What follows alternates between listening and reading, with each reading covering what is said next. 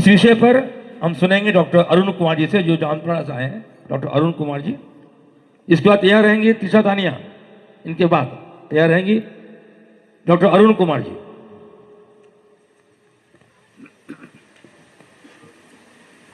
आपको कुछ फोटो भेज दिया।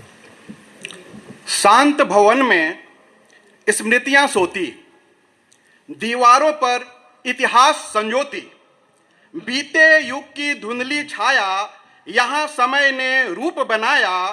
मूर्तियां बोले मौन कहानी, शस्त्र सुनाए वीरता पुरानी, चित्रों में रंगों की भाषा कहती जीवन की परिभाषा।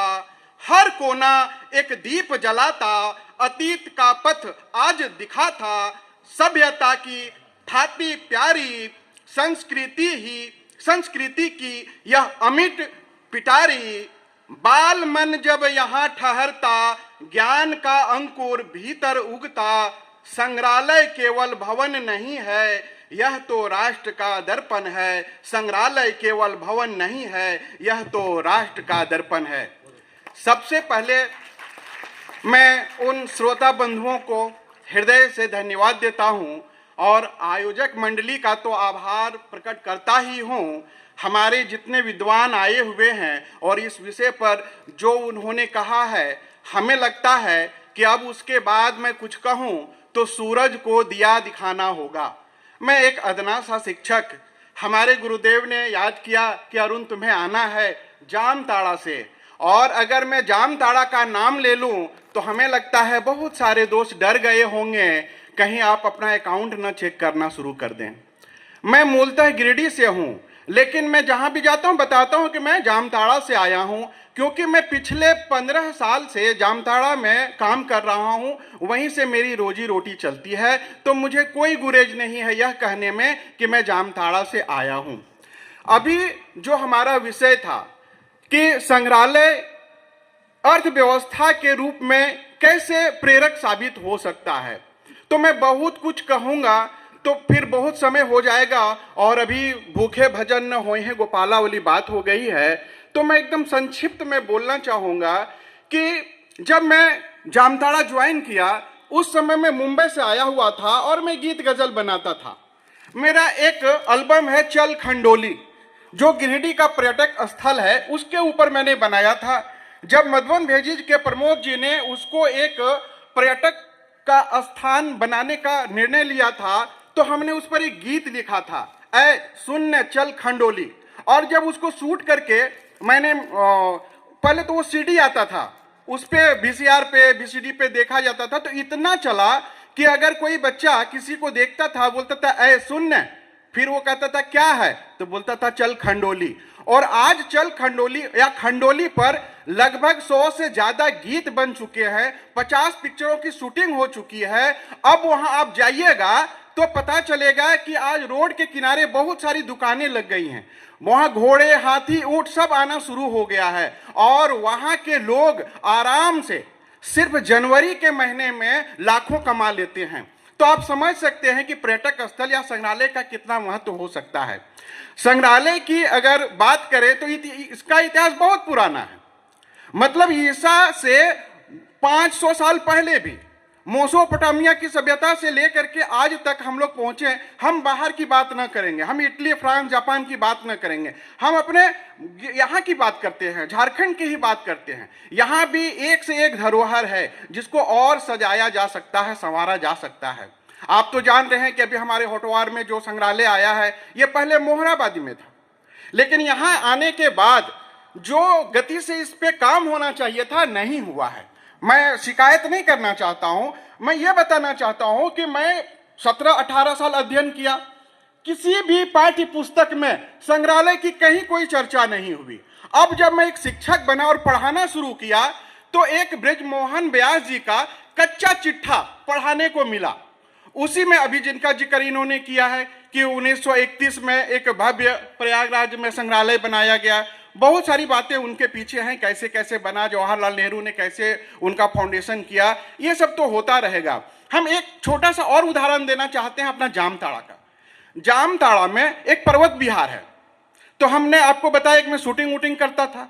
अब मैं टीचर बन गया तो नहीं करने सका ये सब चीज। मैं बहुत सारा यहाँ रांची में ही पतरातू में शूट किया हूँ, हुंडू जलप्रपात में शूट किया हूँ, ये एक रॉक गार्डन है, मेरा एक गाना था वो रॉक गार्डन में शूट हुआ है। तो इस तरह से अब तो हम यहाँ आ नहीं सकते थे एक शिक्षक के नाते, तो पर्वत विहार को हमने डीसी से, वहाँ एक सहजानंद जी डीसी हुआ करते थे, उन्होंने उसको सजाने का बहुत प्रयास किया था, लेकिन वो विफल हो गए और वो खंडहर बन गया। मेरा वहां जाने के बाद जब देखा कि अरे ये तो बहुत अच्छा जगह है, इसको तो सुंदर बनाया जा सकता है, और मैंने वहां लगभग ₹1,00,000 से ज्यादा खर्चा करके अपने पैसे से उसको सौंदर्यीकरण किया, और वहां मैंने 2 गाने शूट किए। और मजे की बात है कि वो गाना इतना हिट हुआ कि जागरूकता, ये मतदाता जागरूकता में वो गीत मेरा इलेक्शन कमीशन ने लिया और मुझे ₹60,000 पैसे भी दिए। तो समझ सकते हैं कि हमारे अगल बगल झारखंड में किसी चीज की कमी नहीं है, कमी है तो हमें कुछ कर गुजरने की, लेकिन जैसे ही आप कुछ करना चाहते हैं तो लोग पीछे से खींचना शुरू कर देंगे। जब मैंने उनका सौंदर्यीकरण करना शुरू किया तो लोग बहुत हंसे, क्या कर रहे हो मास्टर साहब, क्यों पैसा लगा रहे हो, ऐसा नहीं होना चाहिए। और आज के डेट में बताता हूं कि पर्वत विहार को देखने के लिए आप अंदाजा नहीं लगा सकते हैं। जो अभी उसका संचालक है वो मेरे ही मित्र है, हम ही ने उनको ये किया था। हमने उनको पूछा कि कितने जन आए इस बार जनवरी में, कितना टिकट आपका बिक गया। आपको यकीन नहीं होगा उन्होंने जो कहा, हम सोचे थे अरे 50,000 1 लाख आया होगा वहां आदमी, लेकिन उन्होंने कहा कि 5 लाख से अधिक टिकट तो मैंने ऐसे ही बेचा है। और जनरली ऐसे बहुत सारे लोग हैं जो बिना टिकट के जाते हैं, वो बोलते हैं मैं लोकल हूं तो मैं फलना से हूं। तो कितने लोग, कम से कम 10 लाख लोग गए होंगे देखने के लिए। और अगर वो 20 रुपया, जबकि अभी 50 रुपया, अभी जनवरी में 50 रुपया टिकट हो जाता है, और नहीं तो जनरली 20-25 रुपया का टिकट होता है, तो समझ सकते हैं कि कितना इनकम हो सकता है। उनके देख रेख में बहुत सारे लोग लगे रहते हैं, अगल बगल की दुकानें चलनी शुरू हो जाती हैं, स्मृति चिन्ह बिकता, बहुत सारी बातें अभी जो हुई हैं वो आप जान ही रहे, ये बताने की बात नहीं है। मैं ज्यादा समय नहीं लूंगा, मैं अपने झारखंड की बात 2 पंक्ति में कहना चाहूंगा।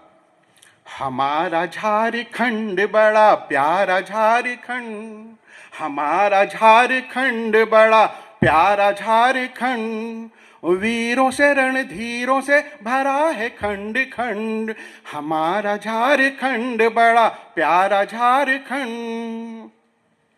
बिरसा की कर्म भूमि धर्म भूमि ये, बिरसा की कर्म भूमि धर्म भूमि ये, वीर सिधो कानो जहां शान से जिए, फिरंगियों का चूर जिसने कर दिया घमंड, हमारा झारखंड बड़ा प्यारा झारखंड। संदेश शांति का देता पार्श्वनाथ है, संदेश शांति का देता पार्श्वनाथ है, कल्याण सबका करता बाबा वैद्यनाथ है।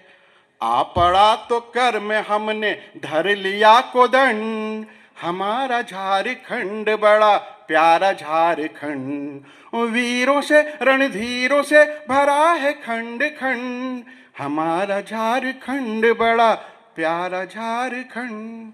बहुत बहुत धन्यवाद।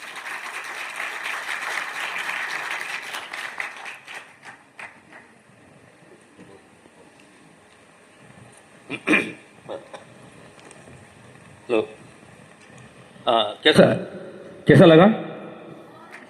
नहीं, ठीक से बोलो, कैसा लगा? क्यों अच्छा लगा?